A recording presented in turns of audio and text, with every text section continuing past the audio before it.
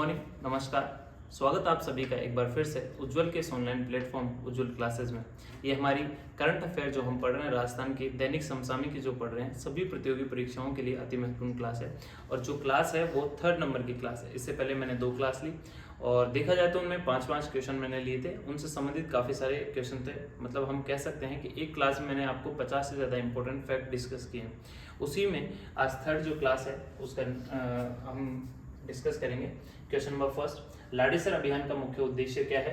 तो लाड़ेसर अभियान ये कुपोषित बच्चों की स्थिति में सुधार हेतु चलाया गया है। कौन सा अभियान? लाड़ेसर अभियान। और किस जिला प्रशासन के द्वारा चलाया गया है? जयपुर जिला प्रशासन के द्वारा।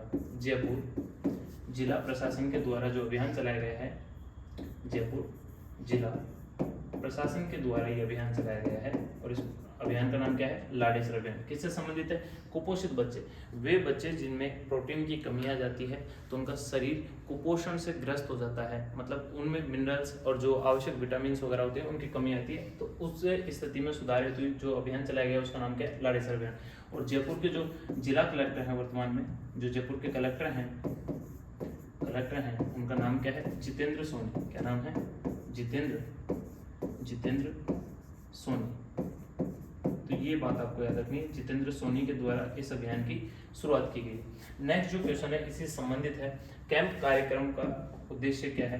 तो कैंप कार्यक्रम जो चलाया गया है ये बाड़मेर जिला प्रशासन के द्वारा चलाया गया है। किसके द्वारा? बाड़मेर जिला प्रशासन के द्वारा जो कार्यक्रम चलाया गया है उसका नाम क्या है? कैंप कार्यक्रम। और ये किससे संबंधित है? तो ये दिव्यांगजनों से संबंधित है। किससे संबंधित है? दिव्यांगजनों से संबंधित है। दिव्यांगजनों से संबंधित है। दिव्यांगजनों के जो व्हील चेयर, बैसाखी, जो वो जिस सहारे से चलते हैं, तो वो सारे उपकरण इनको बांटे गए हैं निःशुल्क। तो ये बाड़मेर जिला प्रशासन के द्वारा कौन सा अभियान चलाया गया? कैंप कार्यक्रम चलाया गया। और यहाँ की जो वर्तमान में जिला कलेक्टर है उनका नाम है टीना डाबी। क्या नाम है इनका? टीना डाबी। काफी चर्चा में रहती है टीना डाबी। कर्म भूमि से मातृभूमि अभियान की बात अगर आपसे की जाए तो ये वर्षा जल को संरक्षित करने के लिए, वर्षा जल संरक्षण से संबंधित अभियान कौन सा है? वर्षा जल संरक्षण से संबंधित अभियान कौन सा है? कर्म भूमि से मातृभूमि अभियान। और ये किसके द्वारा? तो इसमें सहायता ली जाएगी प्रवासी राजस्थानियों की। किसकी सहायता ली जाएगी? प्रवासी राजस्थानियों की सहायता ली जाएगी। प्रवासी राजस्थानियों की क्या ली जाएगी इसमें? सहायता।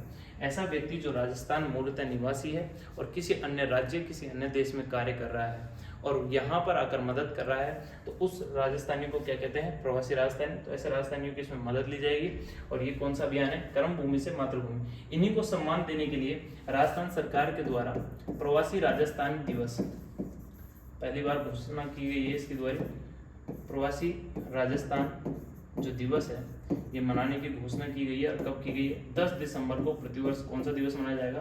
प्रवासी राजस्थान दिवस। नवो बाड़मेर अभियान की बात की जाए तो नवो बाड़मेर अभियान, वही नाम से पता चल रहा है, बाड़मेर जिला प्रशासन के द्वारा सफाई और स्वच्छता के लिए जो अभियान चलाया गया है। सफाई, ये किसके लिए चलाया गया है? सफाई और स्वच्छता के लिए। सफाई और किसके लिए? स्वच्छता के लिए।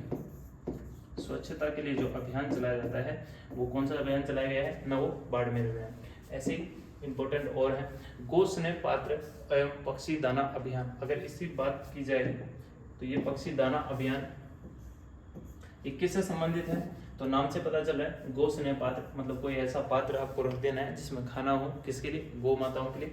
और पक्षी दाना अभियान मतलब पक्षियों के लिए अपने छतों पर एक पानी का और एक खाने के लिए कुछ सामान रख दिया जाए, तो उससे संबंधित है। और ये चलाया गया है Udaipur animal feed, Udaipur animal feed संस्था के द्वारा, एनिमल फीड संस्थान के द्वारा। और इसका जो साथ दिया है राजस्थान में वो किसने दिया है? पशुपालन मंत्रालय ने। पशुपालन मतलब इसकी शुरुआत पशुपालन मंत्री के द्वारा की गई है। पशुपालन मंत्री के द्वारा। और ये वर्तमान में कौन है? जोराराम कुमावत। वर्तमान में राजस्थान के पशुपालन मंत्री कौन है? जोराराम कुमावत। इनके द्वारा इसमें सहायता की गई है। एक अगला क्वेश्चन है लाल बूंद जिंदगी अभियान। तो ये किसके द्वारा चलाया गया है? तो ये चलाया गया है आपके लाल बूंद जिंदगी रक्षक सेवा संस्थान के द्वारा। किसके द्वारा? लाल बूंद जिंदगी जिंदगी रक्षक सेवा संस्थान के द्वारा ये अभियान चलाया गया। रक्षक सेवा संस्थान के द्वारा ये अभियान चलाया गया है। और इसमें क्या किया जाएगा, तो इसमें 10,000 फर्स्ट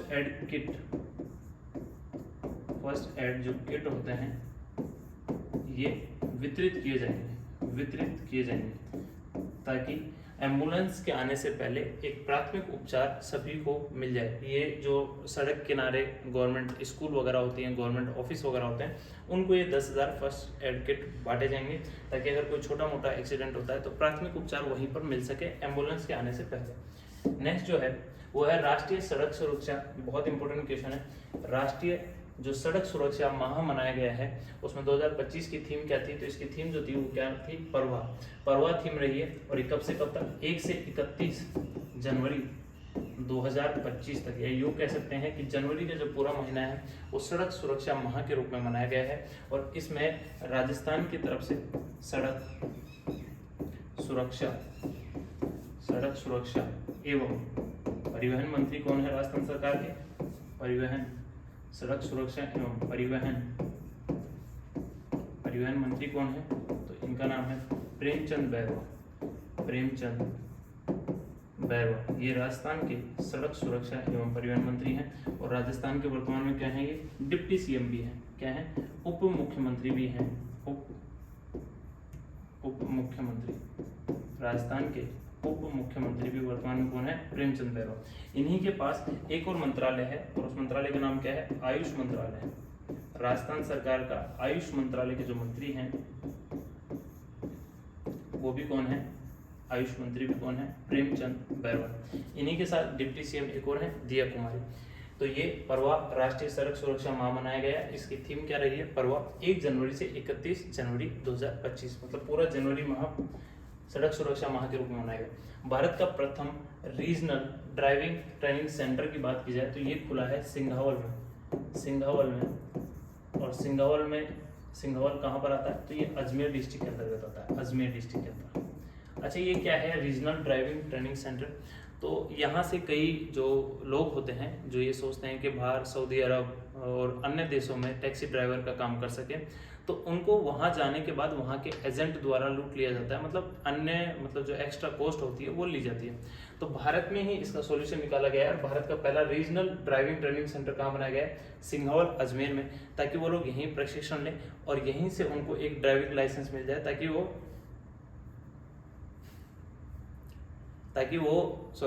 ताकि वो वहां जाकर डायरेक्ट क्या जॉब पा सके। तो वहां के लोगों से उनको लूटपाट का चांसेस कम हो जाता है।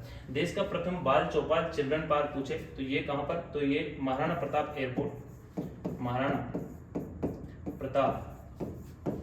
एयरपोर्ट पे स्टार्ट हुआ है, एयरपोर्ट पर स्टार्ट हुआ है। और ये कहां पर है, ये है उदयपुर में। ये कहां पर है, उदयपुर में। तो ये है देश का प्रथम बाल चौपाल चिल्ड्रन पार्क, ये भी बहुत इंपॉर्टेंट है। और ये कहाँ पर है, उदयपुर। इसी का नाम क्या है, डबोक एयरपोर्ट भी बोलते हैं इसको शॉर्ट में, डबोक एयरपोर्ट या महाराणा प्रताप एयरपोर्ट। अच्छा, ये क्या होगा, जैसे फ्लाइट थोड़ी लेट हो गई तो आपके साथ अगर बच्चे हैं तो वो बच्चे को वहाँ पर एक चिल्ड्रन पार्क खोल दिया गया है जहाँ पे वो खेल सकते हैं ताकि उनका मनोरंजन होता रहे और एहसास नहीं हो कि फ्लाइट लेट हुई है। राजस्थान का प्रथम बालिका सैनिक स्कूल, बहुत ज्यादा इंपॉर्टेंट प्रश्न है। राजस्थान का प्रथम बालिका सैनिक स्कूल कहाँ पर है, तो ये स्टार्ट हुआ थबुगढ़ा गाँव में, थबुगढ़ा गांव। और थबुगढ़ा गांव ये कहां पर है, ये है जोधपुर में। थबुगढ़ा गांव कहां पर है, जोधपुर में। तो ये जो है ये कौन सा है, राजस्थान का प्रथम बालिका सैनिक स्कूल कहां पर स्टार्ट हुआ है, थबुगढ़ा गांव, जोधपुर में। ये भी बहुत इंपॉर्टेंट प्रश्न है। राजस्थान का प्रथम ग्रीनफील्ड एयरपोर्ट पूछे तो ये है शंभूपुरा कोटा में, शंभूपुरा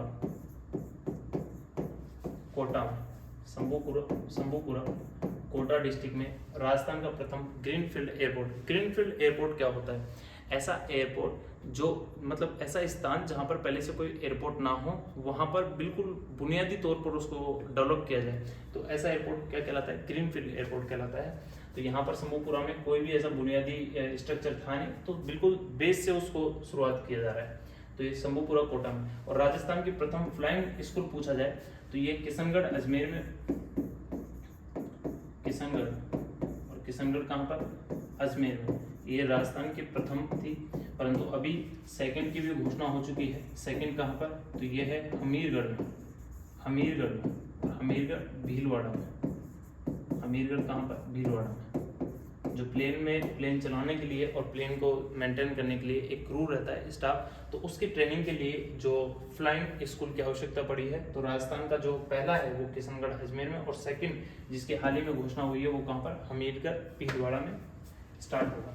नेक्स्ट है वन स्थिति रिपोर्ट। ये वन स्थिति रिपोर्ट आई है, कौन से नंबर की आई है, 18 नंबर की, 18वीं वन स्थिति रिपोर्ट आई है 2023 के अनुसार। राजस्थान के सर्वाधिक क्षेत्रफल के आधार पर वन किस जिले में सर्वाधिक है, तो ये है उदयपुर में सर्वाधिक वन है पहले नंबर पे। सेकंड नंबर पे बात की जाए तो अलवर में वन है, और थर्ड नंबर पे अगर बात की जाए तो थर्ड नंबर पे कौन सा है, प्रतापगढ़। तो ये क्षेत्रफल की दृष्टि से ये है सबसे ज्यादा वन किस जिले में है, उदयपुर में, फिर अलवर में, और फिर किसमें, प्रतापगढ़ में। ये क्षेत्रफल के मामले में अगर प्रतिशत के आधार पर बात की जाए, प्रतिशत के आधार पर सर्वाधिक वन किसमें है, तो वो उसमें भी पहले नंबर पे कौन सा आएगा, उदयपुर आएगा। ठीक है, सेकंड नंबर पे बात की जाए तो सेकंड नंबर पे कौन सा आएगा, प्रतापगढ़ आएगा। परंतु थर्ड नंबर पे जो प्रतापगढ़ से कम होगा वो कौन सा होगा, सिरोही। कौन सा होगा, सिरोही। प्रतिशत के आधार पर किसमें सबसे ज्यादा वन है, तो पहले नंबर पे कौन सा, उदयपुर, सेकंड नंबर पे कौन सा है, प्रतापगढ़, और तीसरे पे कौन सा है, सिरोही। और वन स्थिति रिपोर्ट, ये 18वीं वन स्थिति रिपोर्ट है। 18वीं वन स्थिति रिपोर्ट कौन, 2023 में आती कहाँ से है, तो इसको जारी करने वाली संस्था वन अनुसंधान संस्थान, और ये कहाँ पर है, देहरादून से आती है। कहाँ से आती है, देहरादून से आती है। देहरादून कहाँ पर है, उत्तराखंड में। इस रिपोर्ट के अनुसार देश की बात की जाए तो देश में सर्वाधिक वन कहाँ पर है, तो मध्य प्रदेश में सर्वाधिक वन है। पूरे भारत में सर्वाधिक वन कहाँ पाए जाते हैं, मध्य प्रदेश में। नेक्स्ट इसी संबंधित कुछ प्रश्न है क्षेत्रफल के आधार पर। तो क्षेत्रफल के आधार पर पूछा जाए तो ये है आपके उदयपुर, मैंने बताया उदयपुर में सर्वाधिक वन है क्षेत्रफल के आधार पर, उदयपुर जिले में। प्रतिशत के आधार पर पूछा जाए तो प्रतिशत के आधार पर किसमें है, ये भी उदयपुर में सर्वाधिक है, उदयपुर में। और पूरे राजस्थान का कितना परसेंट, 4.84%। राजस्थान का कुल वन आवरण कितना है, मतलब राजस्थान के जो कुल क्षेत्रफल है वो कितने क्षेत्रफल पे वन है, तो 16,548.21 वर्ग किलोमीटर। ये कुल वन आवरण है राजस्थान का 16,548.21 किलोमीटर। बहुत इंपॉर्टेंट है ये। ठीक है, नेक्स्ट जो क्वेश्चन है वो है राजस्थान में कुल भौगोलिक क्षेत्र का कितना परसेंट है, 4.84% है। ये जो मैंने डेटा आपको बताया 16,548.21 किलोमीटर, ये पूरे राजस्थान के 3,42,239.74 वर्ग किलोमीटर का कितना परसेंट है, तो ये है 4.84%। और राजस्थान के वन एवं पर्यावरण मंत्री कौन है, तो ये स्वतंत्र प्रभार के कौन है, संजय शर्मा। ये राजस्थान के वन एवं पर्यावरण मंत्री हैं। इनके द्वारा हरित संगम मेले का आयोजन भी किया गया था, हरित संगम मेला। और ये हरित संगम मेला कहाँ पर, ये भीलवाड़ा में। कहाँ पर, भीलवाड़ा में इसका आयोजन हुआ था हरित संगम मेले का। ये भी आपको याद रखना। और देश की अगर बात की जाए, देश के वन एवं पर्यावरण मंत्री कौन है, देश में कौन है, तो उनका नाम है भूपेंद्र यादव। क्या नाम है, भूपेंद्र यादव। ये देश में वन एवं पर्यावरण मंत्री हैं वर्तमान में भारत सरकार में, भूपेंद्र यादव। नेक्स्ट जो क्वेश्चन है वो है स्वास्थ्य नारी चेतना अभियान का मुख्य उद्देश्य क्या है। एक अभियान चला है स्वास्थ्य नारी चेतना अभियान। इसका मुख्य उद्देश्य क्या है, तो इसका मुख्य उद्देश्य है महिलाओं में ब्रेस्ट और सर्वाइकल कैंसर के प्रति जागरूकता फैलाना। इसका मुख्य उद्देश्य है ताकि समय पर इनको इलाज मिल पाए और ये कोई भी इस ऐसी समस्याओं से परेशान न हो पाए। और ये किसके द्वारा चलाया गया, राजस्थान स्वास्थ्य विभाग के द्वारा चलाया गया, स्वास्थ्य विभाग के द्वारा चलाया गया। और राजस्थान स्वास्थ्य विभाग के मंत्री, अगर मंत्री की बात की जाए, मंत्री कौन से हैं, तो मंत्री कौन है, गजेंद्र सिंह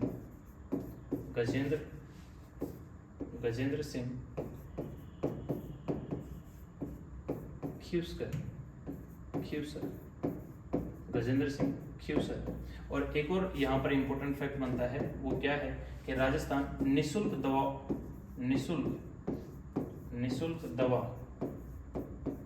वितरण में निशुल्क दवा वितरण में राजस्थान पूरे भारत में कौन से नंबर पे है?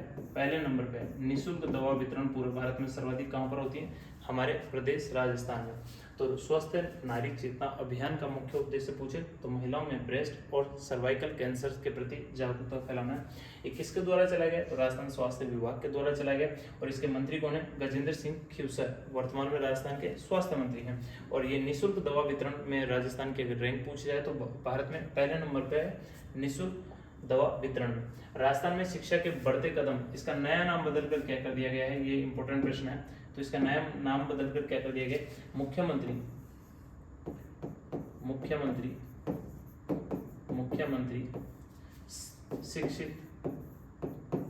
शिक्षित राजस्थान अभियान। मुख्यमंत्री, वापस लिख देता हूँ, मुख्यमंत्री शिक्षित राजस्थान अभियान। ये अशोक गहलोत सरकार के द्वारा चलाया गया था, परंतु वर्तमान में आप जानते हैं बीजेपी गवर्नमेंट है भजनलाल शर्मा की, तो उन्होंने योजनाओं का नाम बदल दिया। तो राजस्थान में शिक्षा के बढ़ते कदम, इसकी जगह क्या नाम कर दिया गया? मुख्यमंत्री शिक्षित राजस्थान अभियान। और ओम आकार की अगर आपसे यूनिवर्सिटी पूछी जाए तो यह है जार्डन में, और जार्डन कहाँ पर है? पाली। इसी में ओम आकार का मंदिर भी है जार्डन पाली के अंदर। ये भी इंपॉर्टेंट प्रश्न बन जाता है। एक दुनिया का तीसरा बड़ा क्रिकेट स्टेडियम कौन सा है? तो दुनिया का तीसरा बड़ा जो क्रिकेट स्टेडियम है, इससे संबंधित 2-3 फैक्ट हैं। एक तो यह है चौंक, कहाँ पर है? चौंक जयपुर में। दुनिया का तीसरा सबसे बड़ा क्रिकेट स्टेडियम बनने जा रहा है और इसका नाम क्या होगा? तो अनिल अग्रवाल। इसका नाम क्या होगा? अनिल अग्रवाल क्रिकेट स्टेडियम होगा। अनिल अग्रवाल क्रिकेट स्टेडियम इसका नाम होगा। और ये अनिल अग्रवाल कौन है? ये है वेदांता समूह के प्रमुख हैं और इसी के द्वारा ये बनाया जा रहा है। 75,000 दर्शक क्षमता के साथ में दुनिया का तीसरा सबसे बड़ा क्रिकेट स्टेडियम। अगर पहले नंबर की बात की जाए तो नरेंद्र मोदी क्रिकेट स्टेडियम है, जिसका पहले नाम क्या था? Motera cricket stadium. और ये कहाँ पर है? अहमदाबाद में। दूसरे नंबर की बात की जाए, सेकंड नंबर का, तो ये है मेलबर्न क्रिकेट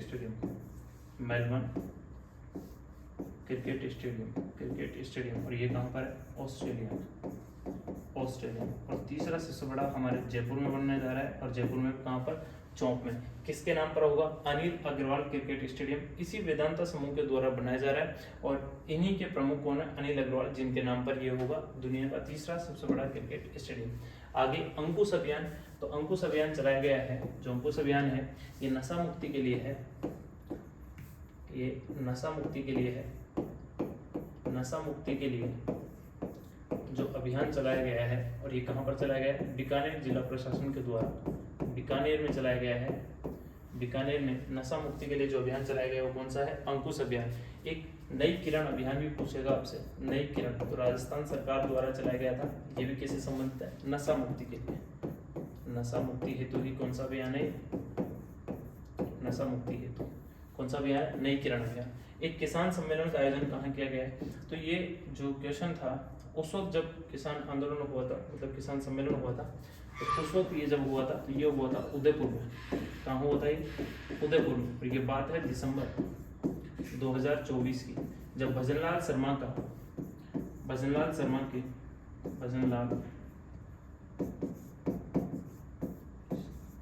के 1 वर्ष का कार्यकाल कंप्लीट हुआ था। 1 वर्ष कार्यकाल पूरा होने पर भजनलाल सरकार का जब 1 वर्ष का कार्यक्रम हुआ था तो उस वक्त उदयपुर में किसान सम्मेलन का आयोजन हुआ था। परंतु वर्तमान में राजस्थान दिवस मनाया गया है। राजस्थान अगर दिवस के उपलक्ष्य पर पूछा जाए, राजस्थान दिवस के उपलक्ष्य पर अच्छा कब से घोषणा की है राजस्थान दिवस की? तो राजस्थान दिवस की घोषणा की है चैत्र शुक्ल प्रतिपदा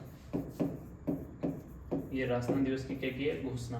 इसके तहत कब से कब तक, तो 25 से 31 मार्च को ये कार्यक्रम हुए हैं पूरे साप्ताहिक। इसमें जो 25 मार्च को हुआ है, 25 मार्च को जो कार्यक्रम हुआ है उसका नाम है महिला सम्मेलन, महिला सम्मेलन। और ये जो महिला सम्मेलन आयोजित हुआ है ये कहाँ पर हुआ है, ये हुआ है आपके बाड़मेर में। कहाँ पर आयोजित हुआ है, बाड़मेर में। इसके बाद में 26 मार्च को जो प्रोग्राम हुआ है, 26 मार्च को, तो ये हुआ है आपके किसान सम्मेलन, किसान सम्मेलन। और जो किसान सम्मेलन है इसका आयोजन कहाँ हुआ है, तो ये हुआ है बीकानेर में। तो ये प्रश्न अगर आपसे पूछ लिया जाए कि राजस्थान दिवस के उपलक्ष्य पर किसान सम्मेलन का आयोजन कहाँ किया गया है, तो ये कहाँ किया गया है, बीकानेर में। एक 27 मार्च की बात की जाए, 27 मार्च, तो 27 मार्च को गरीबी और अंत्योदय प्रोग्राम, गरीबी को मुक्त करने के लिए जो अंत्योदय प्रोग्राम चलाया गया है, अंत्योदय अभियान प्रोग्राम कार्यक्रम, ये कहाँ पर, तो ये भरतपुर में, सीएम भजनलाल जी के ग्राम में, भरतपुर में। इसके अलावा 2-3 और है, मैं आपको बता देता हूँ। एक 28 मार्च की बात की जाए, 28 मार्च की, तो 28 मार्च को गरीबी से संबंधित के बाद में 28 मार्च को सुशासन से संबंधित प्रोग्राम हुआ है, सुशासन से संबंधित। और ये कहाँ पर हुआ है, तो ये हुआ है भीलवाड़ा में। कहाँ पर आयोजित हुआ है, भीलवाड़ा में, भीलवाड़ा में,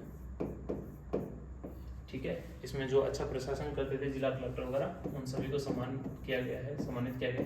29 मार्च को ये रोजगार और युवा उत्सव हुआ है, रोजगार प्लस में कौन सा उत्सव, युवा उत्सव, युवा उत्सव। तो ये कहाँ पर हुआ है, कोटा में आयोजित किया गया है। तो ये सभी प्रोग्राम राजस्थान दिवस के उपलक्ष्य में हुए हैं। 30 मार्च को, 30 मार्च की बात की जाए, 30 मार्च को सांस्कृतिक कार्यक्रम हुए हैं। कौन से कार्यक्रम, सांस्कृतिक कार्यक्रम। और ये सभी सांस्कृतिक कार्यक्रम कहाँ हुए हैं, जयपुर में हुए हैं, जयपुर में इनका आयोजन हुआ है।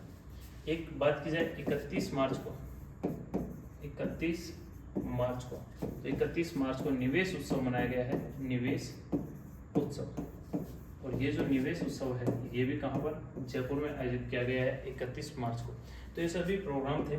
मैंने आपसे एक बार मैं रिपीट कर देता हूँ। अंकुश अभियान की बात की जाए तो नशा मुक्ति के लिए है, बीकानेर जिला प्रशासन के द्वारा चलाया गया। उसी के साथ राजस्थान में नई किरण अभियान चलाया गया है नशा मुक्ति से संबंधित। ये सिर्फ बीकानेर जिला प्रशासन के द्वारा है, नशा मुक्ति के लिए कौन सा, अंकुश अभियान।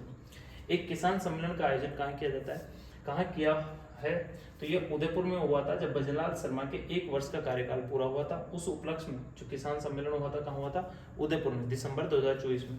परंतु अगर राजस्थान दिवस के उपलक्ष्य में पूछा जाए तो राजस्थान दिवस इस बार चैत्र शुक्ल प्रतिपदा को मनाने की घोषणा की गई है। तो इस बार कब आया था ये, 30 मार्च को। कब, 30 मार्च को। इसके तहत 25 से लेकर 31 मार्च तक साप्ताहिक प्रोग्राम या कार्यक्रम रखे गए, जिसमें 25 मार्च को महिला सम्मेलन बाड़मेर में, 26 मार्च को किसान सम्मेलन बीकानेर में। तो ये इस प्रश्न का उत्तर हो जाएगा कि राजस्थान दिवस के उपलक्ष्य पर किसान सम्मेलन कहाँ पर, बीकानेर में। फिर 27 मार्च को गरीबी और अंत्योदय से संबंधित कार्यक्रम भरतपुर में। 28 मार्च को सुशासन से संबंधित कार्यक्रम कहाँ हुआ है, भीलवाड़ा में। 29 मार्च को रोजगार और युवा उत्सव मनाया गया है, कहाँ पर, कोटा में। और 30 मार्च को सांस्कृतिक कार्यक्रम हुए हैं जयपुर में। और 31 मार्च को निवेश उत्सव मनाया गया, कहाँ पर, ये भी जयपुर में। लास्ट क्वेश्चन इस क्लास का वो है, हाल ही में किस पार्टी को राज्य पार्टी का दर्जा दिया गया है। तो भारत आदिवासी पार्टी को किस पार्टी का, राज्य पार्टी का दर्जा दिया गया है। ये राजस्थान की 3rd अभी वर्तमान चुनाव में 3री सबसे बड़ी पार्टी बन के उभरी है, सबसे बड़ी पार्टी बन के उभरी है राजस्थान की। पहले नंबर पे बीजेपी, दूसरे पे कांग्रेस और तीसरे पे भारत आदिवासी पार्टी। ये अच्छा, इनके पास वर्तमान में 1 लोकसभा सीट है प्लस 4 विधानसभा सीट है। 1 लोकसभा सीट ये डूंगरपुर बांसवाड़ा वाली, डूंगरपुर प्लस बांसवाड़ा वाली सीट है लोकसभा सीट, डूंगरपुर और बांसवाड़ा वाली। तो तो ये डूंगरपुर बांसवाड़ा की जो लोकसभा सीट है वो इन्होंने जीती।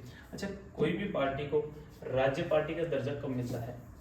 ये प्रश्न आपसे पूछा जा सकता है कि राज्य पार्टी का दर्जा कैसे प्राप्त होता है। तो राज्य पार्टी का दर्जा प्राप्त होने के लिए कंडीशन क्या है?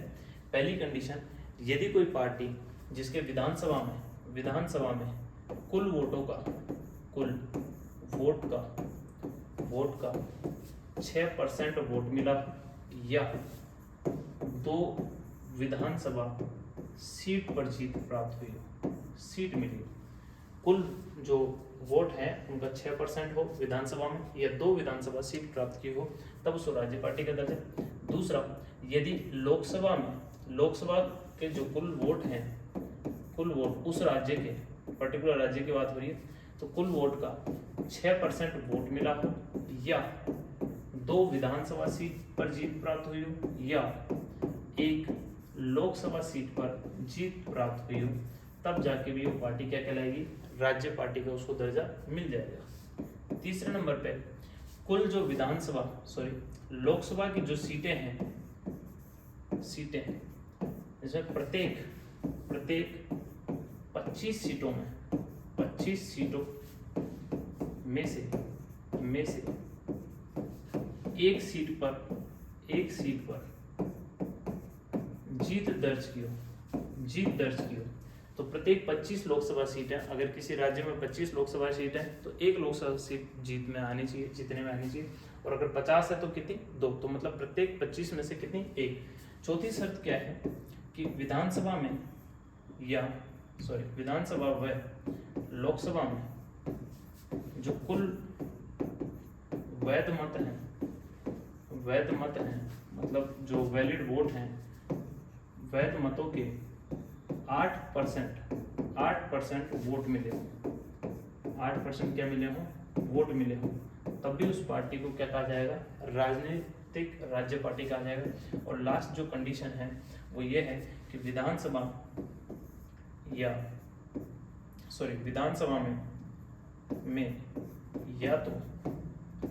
तो 3% वैध मत या 3 सीटों पर जीत, 3 सीट जो भी अधिक हो, जो भी क्या हो? अधिक हो, तो वो पार्टी भी क्या कहलाएगी? राजनीतिक राज्य पार्टी का उसको भी दर्जा मिल जाएगा। मैं वापस समझाता हूँ। विधानसभा कुल सीट का या कुल जो वैध मत है उनका 6% या 2 विधानसभा सीट पर जीत दर्ज की हो। साथ ही अगर लोकसभा में कुल जो वैध मत हैं उनका 6% या 2 विधानसभा सीट या 1 लोकसभा सीट पर जीत दर्ज की हो, या लोकसभा सीट में प्रत्येक 25 सीटों में से 1 सीट पर जीत दर्ज की हो, या विधानसभा व लोकसभा में कुल जो वैध मत है उसका 8% वोट मिले हो, या लास्ट क्या है, विधानसभा में या तो 3% वैध मत मिले हो या 3 सीटों पर जीत दर्ज की हो। इन दोनों में से जो भी अधिक है वो प्राप्त करते ही वह पार्टी क्या कहलाएगी? राजनीतिक राज्य पार्टी कहलाएगी। तो ये आज क्वेश्चन थे, कुछ इंपॉर्टेंट क्वेश्चंस के बारे में हमने चर्चा की। आगामी क्लासेस में भी आपको इसी तरीके से क्लासेस मिलती रहेंगी, क्वेश्चंस मिलते रहेंगे। इस क्लास की निरंतरता आप सभी के सहयोग पर निर्भर है। Thank you so much.